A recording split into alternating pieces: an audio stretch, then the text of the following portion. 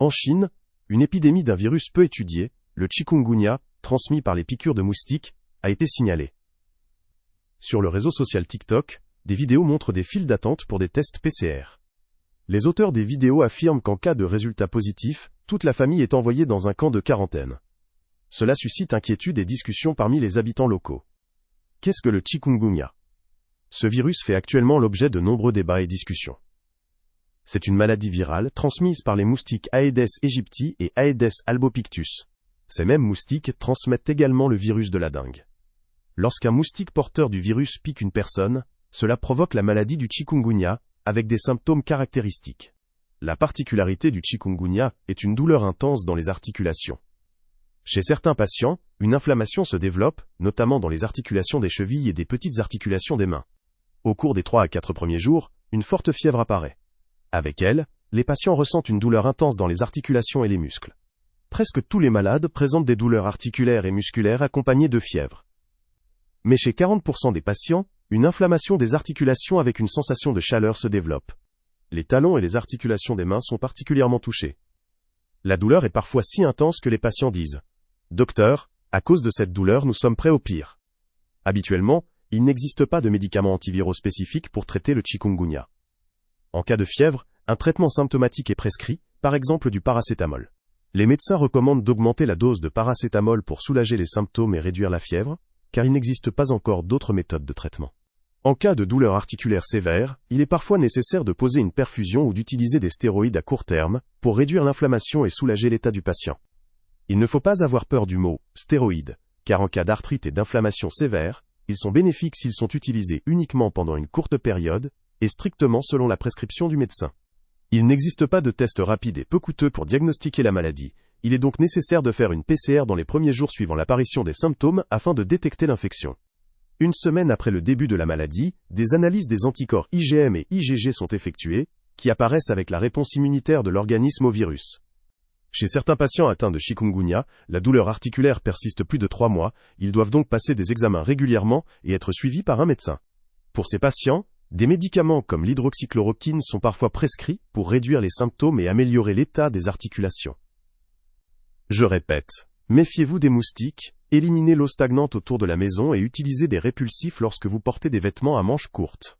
Il n'existe pas de médicaments antiviraux contre le chikungunya, ni d'études permettant de prédire la durée de la maladie, donc la prudence est la meilleure protection.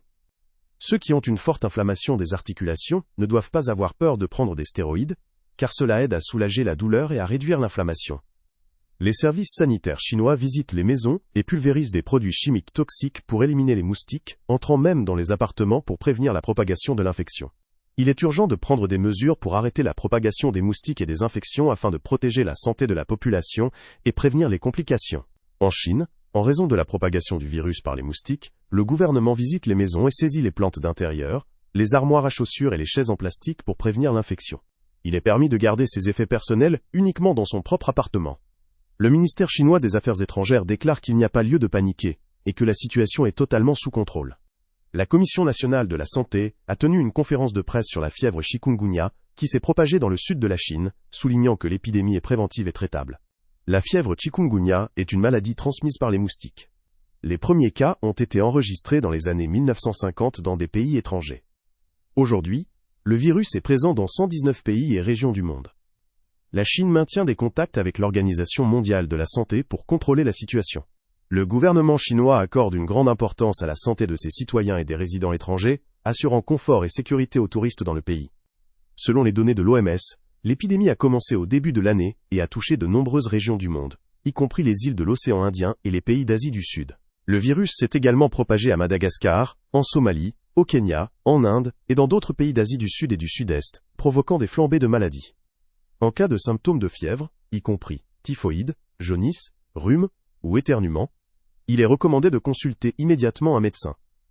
Il faut faire une seule chose, tremper les pieds jusqu'aux genoux dans de l'eau chaude pendant 2 heures. Boire un verre d'eau chaude et, pendant la journée, boire du jus de fruits et légumes de saison. Les fruits et légumes peuvent être du citron vert sucré, de la grenade, de la pomme, ainsi que de l'eau de coco. Après 24 à 48 heures, vous sentirez une amélioration significative sans médicaments. Pourquoi la maladie s'appelle-t-elle chikungunya ? Ce mot vient de la langue makonde en Afrique et signifie se plier ou se courber, à cause de fortes douleurs articulaires causées par le virus. Cette région d'Afrique est devenue le lieu de la première découverte du virus ou de la maladie.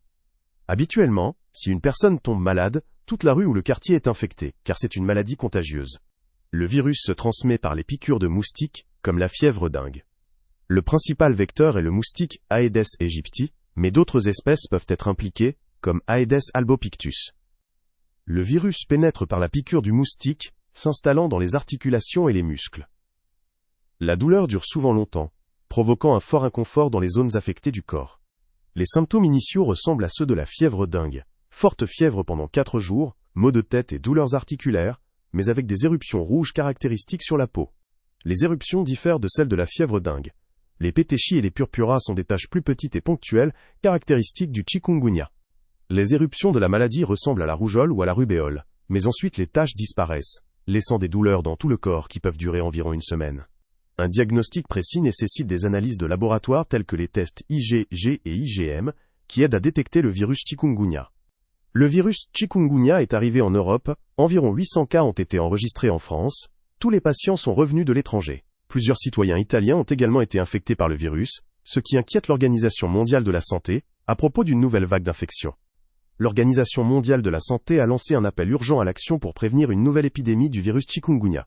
L'épidémie du virus chikungunya a touché le monde entier il y a 2 décennies, et de nouvelles flambées se propagent désormais depuis la région de l'océan Indien.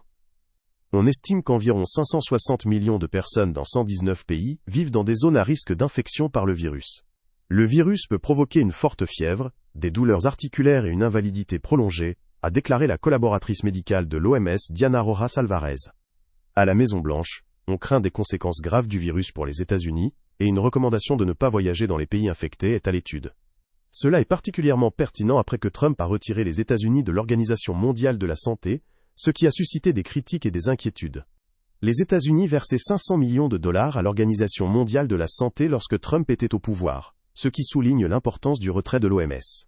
J'ai arrêté cela. En Chine, il y a 1,4 milliard de personnes, et nous avons 350 millions. Le décompte exact est difficile en raison de la migration illégale. Supposons que nous ayons 325 millions. La Chine avait 1,4 milliard et payait 39 millions, tandis que nous payons 500 millions. Cela semblait injuste. Ce n'était pas la raison, mais je suis parti. Plus tard, on m'a proposé de revenir pour 39 millions.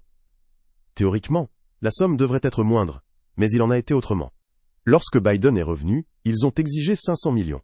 Ils savaient qu'ils auraient pu revenir pour 39 millions. Ils voulaient vraiment notre retour. Voyons ce qui va se passer ensuite. De nombreux experts craignent le retour d'infections déjà vaincues ou presque vaincues, telles que la poliomyélite, le VIH et la tuberculose, dans la lutte contre lesquelles les États-Unis ont joué un rôle important. La fin de la coopération avec le Centre américain de contrôle et de prévention des maladies dans la surveillance épidémiologique pourrait causer de graves dommages à la santé mondiale. Les maladies infectieuses se propagent rapidement et ne connaissent pas de frontières. L'absence même d'une coopération technique mettra en danger tous les pays, y compris les États-Unis, estime Suri Moumoun. Suri Moumoun est directeur du Centre de santé mondial à l'Institut de Genève des relations internationales et un expert reconnu d'une organisation internationale. L'Organisation mondiale de la santé joue un rôle clé et de coordination dans la gestion de la santé mondiale. Son rôle ne doit que se renforcer et non s'affaiblir à l'avenir. La Chine soutient constamment l'Organisation mondiale de la santé, favorisant la coopération internationale et le renforcement de la gouvernance mondiale dans le domaine de la santé publique. La Chine vise à promouvoir la construction d'une communauté de santé humaine, ce qui implique des efforts conjoints pour lutter contre les menaces mondiales à la santé. Les avertissements des Centers for Disease Control and Prevention des États-Unis peuvent avoir un impact significatif sur le tourisme international, les voyages d'affaires et les chaînes d'approvisionnement dans le monde entier.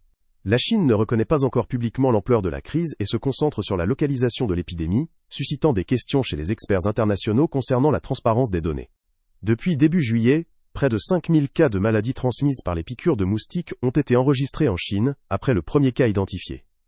La province du Guangdong, près de Hong Kong, a enregistré près de 3000 cas de virus transmis par les moustiques la semaine dernière.